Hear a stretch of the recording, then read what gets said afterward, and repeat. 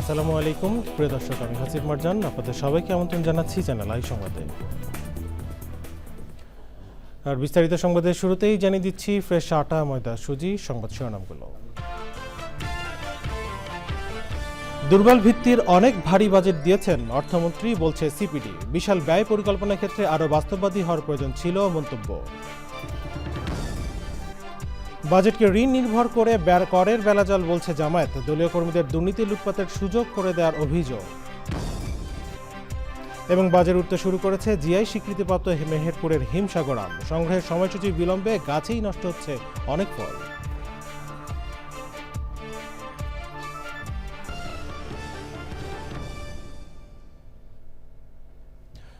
সংবাদগুলো জানাচ্ছিলাম। এখনকার সংবাদের জন্য একই সঙ্গে চ্যানেলের ইউটিউব চ্যানেলে এবং চ্যানেলে আইয়ের ওটিটি প্ল্যাটফর্ম আইস্ক্রিনে লাইভ স্ট্রিম হচ্ছে। চলে যাচ্ছে বিস্তারিত সংবাদে। আর শুরুতেই থাকছে জাতীয় বাজেট 2026-27 প্রসঙ্গ।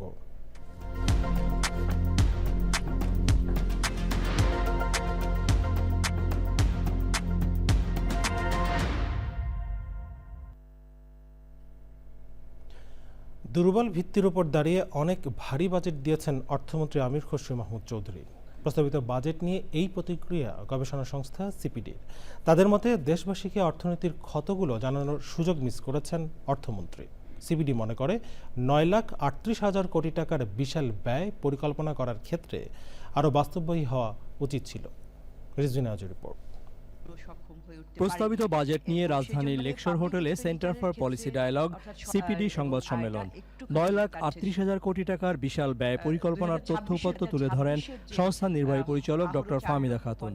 বিপুল ভোটে নির্বাচিত বিএনপি সরকারের অর্থমন্ত্রীর বাজেট বক্তৃতা নিয়ে বড় কোনো সমালোচনা নাই সিপিডির। তবে সামষ্টিক অর্থনীতির মূল জায়গাগুলো, বিশেষ করে প্রবাস আয় বাদে রপ্তানি, রাজস্ব আয়, বিনিয়োগ মন্দা, উচ্চ মূল্যস্ফীতি কিভাবে ইতিবাচক ধারায় আসবে তা নিয়ে প্রশ্ন আছে। এই সরকার তো এই বাজেটটা দিয়েছে, তাদের যে নির্বাচনী ইশতেহারে যে সমস্ত কমিটমেন্ট তারা করেছে, প্রতিশ্রুতি অনেক, প্রায় প্রতিটা ক্ষেত্রেই তাদের সুনির্দিষ্ট প্রতিশ্রুতি আছে বছর অনুযায়ী, খাত অনুযায়ী। সেগুলো কিভাবে এই বাজেটে প্রতিফলিত হয়েছে।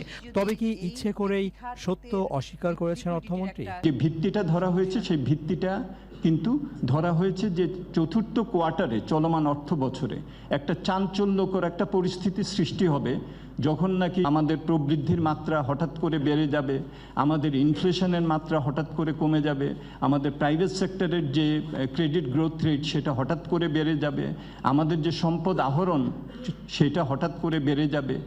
এই যে প্রাক্কলনটা করা হয়েছে, আমার মনে হয় যে এটা আরো বাস্তবসম্মত করলে বাজেটের শৃঙ্খলাটা আরো ভালো হতো। প্রস্তাবিত বাজেট নিয়ে বিকাল 3টায় সংবাদ সম্মেলন করবেন অর্থমন্ত্রী আমির খসরু মাহমুদ চৌধুরী। রিজভিনা ওয়াজ, চ্যানেল আই, ঢাকা। জামায়াত ইসলামের সেক্রেটারি জেনারেল মিয়া গোলাম পরোয়ার বলেছেন, এবারের বাজেট ইতিহাসের সবচেয়ে বড় ঘাটতি বাজেট, আর ব্যাংক এবং বিদেশি ঋণের উপর নির্ভরশীল। সকালে রাজধানীর মগবাজারে দলীয় কার্যালয়ে সংবাদ সম্মেলনে মিয়া গোলাম পরোয়ার বলেন, বাজেটে করের জাল তৈরি করা হয়েছে। বাজেটের মাধ্যমে দলীয় কর্মীদের লুটপাট এবং দুর্নীতির সুযোগ করে দেওয়া হয়েছে। রাজস্ব আয়ের ক্ষেত্রে বাস্তবসম্মত রূপরেখা দিতে সরকার ব্যর্থ হয়েছে বলেও মন্তব্য করেন জামায়াতের সেক্রেটারি জেনারেল। এই লুটপাটের বাজেট, যা গণবান্ধব নয়, উন্নয়ন বান্ধব নয়, বরং গণবিরোধী, তার বিরুদ্ধে আমরা সোচ্চার হই এবং সরকারের কাছে দাবি জানাই, এই গণবিরোধী বাজেট জোর করে চাপিয়ে দিয়ে আপনারা আর জনগণের বিরুদ্ধে যাবেন না। তাহলে রাজনীতির বিতর্কের জায়গা পার্লামেন্ট আছে এখনো, এটাকে আপনারা রাজপথে নিয়ে যাবেন না। দায়িত্ব নেয়ার পর প্রথমবারের মতো শনিবার কক্সবাজার সফরে যাচ্ছেন প্রধানমন্ত্রী তারেক রহমান। তার সফর ঘিরে কক্সবাজার জুড়ে চলছে নানান প্রস্তুতি। কক্সবাজারে বিভিন্ন উন্নয়ন প্রকল্প উদ্বোধনের পাশাপাশি সারা দেশে 25 কোটি বৃক্ষরোপণের কর্মসূচি শুরু হবে কক্সবাজার থেকেই। সেই সাথে পর্যটনের জন্য নতুন সম্ভাবনা সৃষ্টি হবে প্রধানমন্ত্রীর সফরে, এমনটাই প্রত্যাশা সকলের।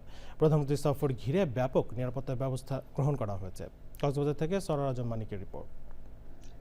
আগামী 13 জুন কক্সবাজার সফর করবেন প্রধানমন্ত্রী তারেক রহমান। সফরে নবগঠিত মাতামুহুরী উপজেলা ও পেকুয়া পৌরসভার ভিত্তিপ্রস্তর স্থাপন, খাল খনন ও বৃক্ষরোপণ সহ বিভিন্ন কর্মসূচিতে অংশগ্রহণ শেষে চকরিয়ায় জনসভায় বক্তব্য রাখবেন প্রধানমন্ত্রী। এসব কর্মসূচি সফল করতে জেলা প্রশাসন, আইনশৃঙ্খলা রক্ষাকারী বাহিনী ও সরকারি দল বিএনপি ব্যাপক প্রস্তুতি নিয়েছে। প্রধানমন্ত্রীর আগমন উপলক্ষে আমরা পেকুয়াবাসী খুব আনন্দিত। আমাদের মাতামুহুরী উপজেলাবাসীর দীর্ঘদিনের আশা আকাঙ্ক্ষা এবং প্রাণের দাবি, আমরা সবাই খুবই আনন্দিত। রহমান আসে 3 বার, মা আসে 1 বার, অনেক বড় মানুষ, কক্সবাজারের মানুষ সব ইয়ত আসছে। এই মাতামুহুরী উপজেলা ইতিমধ্যে ঘোষিত হয়েছে এবং অবকাঠামোভাবে গতভাবে এটি একটি পূর্ণাঙ্গ রূপ পেতে যাচ্ছে। প্রধানমন্ত্রীর সফর সফল করতে সকল প্রস্তুতি সম্পন্ন হয়েছে বলে জানিয়েছেন সংশ্লিষ্টরা। এখানে ওনার পিতার অনেক স্মৃতি আছে, এরপর তিনি বিভিন্ন কর্মসূচিতে অংশগ্রহণ করবেন। প্রধানমন্ত্রীর কাছে কক্সবাজারবাসীর রয়েছে অনেক প্রত্যাশা। কলেজ রুমে যে শিক্ষকের স্বল্পতা, শূন্যপদগুলো পূরণ করা হোক, আর পাশাপাশি কক্সবাজারবাসীর দীর্ঘদিন একটা দাবি, সেটা হলো কক্সবাজারে অবিলম্বে একটা বিজ্ঞান ও প্রযুক্তি বিশ্ববিদ্যালয় স্থাপন করা হোক। প্রধানমন্ত্রী দেখা করবেন, এতে খুশি জুলাই শহীদ ওয়াসিমের মা। প্রধানমন্ত্রী যেহেতু আর বাড়িতে কিছু না চাই, শুধু আর পাওয়ার সঠিকভাবে বিচার চাই, যেহেতু আর পাওয়ার জুন মাইক যেমন ধর বিচার না চাই। প্রধানমন্ত্রীর আগমনকে কেন্দ্র করে ব্যাপক নিরাপত্তা ব্যবস্থা গ্রহণ করা হয়েছে। সরওয়ারাজ মানিক, চ্যানেল আই, কক্সবাজার।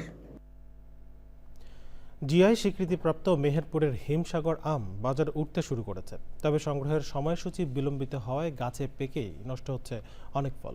এতে দুশ্চিন্তায় পড়েছেন বাগান মালিক ও ব্যবসায়ীরা। মেহেরপুর থেকে গোলাম মুস্তফা রিপোর্ট। মেহেরপুরে আমবাগানগুলোতে এখন ব্যস্ত সময় পার করছেন চাষি ও ব্যবসায়ীরা। অনুকূল আবহাওয়ায় ফলন ভালো হলেও দেরিতে বাজারজাতের সুযোগ পাওয়ায় অনেক হিমসাগর আম গাছেই নষ্ট হচ্ছে। অন্যদিকে উৎপাদন ব্যয় বেড়েছে, কিন্তু পাইকারি বাজারে কাঙ্ক্ষিত দাম মিলছে না। এতে ক্ষতির মুখে পড়ছেন বাগান মালিকরা, আর সুবিধা পাচ্ছেন মধ্যস্বত্বভোগীরা। তবে স্বস্তির খবর, জিআই স্বীকৃত মেহেরপুরের হিমসাগর আম এবার রপ্তানি হচ্ছে। সময়ের আগে আমাদের আম পেকে গেছে, অনেক নষ্ট হয়ে গেছে। লেবার পাওয়া যাচ্ছে না, লেবার খরচ বেশি, পরিবহন খরচ বেশি, সব জিনিসের দাম বেশি, লেবার খরচ বেশি, ক্যারেট খরচ বেশি, কেয়ারিং খরচ বেশি। বিদেশে পাঠানোর জন্য যেভাবে উৎপাদন করা লাগে সেইভাবে আমরা উৎপাদনের চেষ্টা করেছি এবং ব্যাগিং পদ্ধতি চেষ্টা করেছি। আম ব্যবসায়ীরা বলছেন, সবকিছুর দাম বাড়লেও ফলের বাজার দর সে অনুযায়ী বাড়েনি। আমাদের আম যে সময়টা দিয়েছে, সময় আমরা নির্ধারিত সময় হয়নি বলে আমরা আম পেকি নষ্ট দিয়েছি। আমরা যে মজুরি লেবার দিয়ে পারছি, এতেও টাকা হারিয়ে যাচ্ছে, আবার গাড়িও ভাড়া ডবল, কিন্তু মুখামুখি আমাদের কোনো টাকা নেই। 2400 হেক্টর জমিতে 40,000 মেট্রিক টন উৎপাদনের লক্ষ্যমাত্রা নিয়ে আম বাগানীদের রপ্তানি সহ বিভিন্ন সহায়তা দেওয়া হচ্ছে বলে জানায় কৃষি বিভাগ। কৃষকরা যাতে ফসলের ন্যায্য মূল্য পায় বা তাদের কাঙ্ক্ষিত উৎপাদন তারা ধরে রাখতে পারে, এজন্য আমরা কৃষকদেরকে বিদেশে রপ্তানির জন্য পরামর্শ সহযোগিতা করছি। সংশ্লিষ্টদের আশা, বিদেশে বাজার সম্প্রসারণ হলে এ অঞ্চলের আম চাষে নতুন লাভের পথ উন্মোচিত হবে। মেহেরপুর থেকে গোলাম মোস্তফা, চ্যানেল আই। জানাবো নিটল টাটা কৃষি সংবাদ।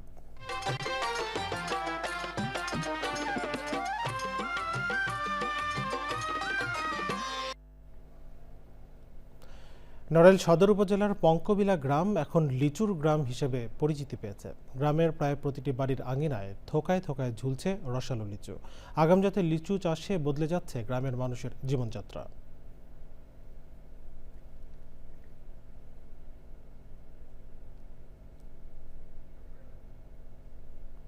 এখন দেখবেন প্রকৃতি সংবাদ।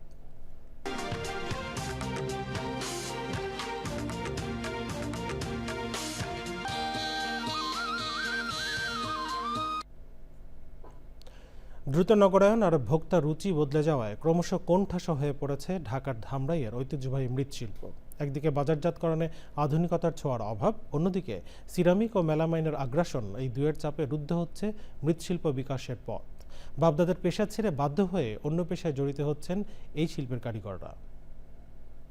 সংবাদ শেষ করবো, তবে যাওয়ার আগে ফ্রেশ আটা, ময়দা, সুজি সংবাদ শিরোনাম জানিয়ে দিচ্ছি আরও একবার। দুর্বল ভিত্তির অনেক ভারী বাজেট দিয়েছেন অর্থমন্ত্রী, বলছে সিপিডি। বিশাল ব্যয় পরিকল্পনার ক্ষেত্রে আরও বাস্তববাদী হওয়ার প্রয়োজন ছিল মন্তব্য। বাজেটকে ঋণ নির্ভর করের বেড়াজাল বলল জামায়াত। দলীয় কর্মীদের দুর্নীতি লুটপাটের সুযোগ করে দেওয়ার অভিযোগ। এবং বাজারে উঠতে শুরু করেছে জিআই স্বীকৃতিপ্রাপ্ত মেহেরপুরের হিমসাগর আম। সংগ্রহের সময়সূচির বিলম্বে গাছেই নষ্ট হচ্ছে অনেক ফল।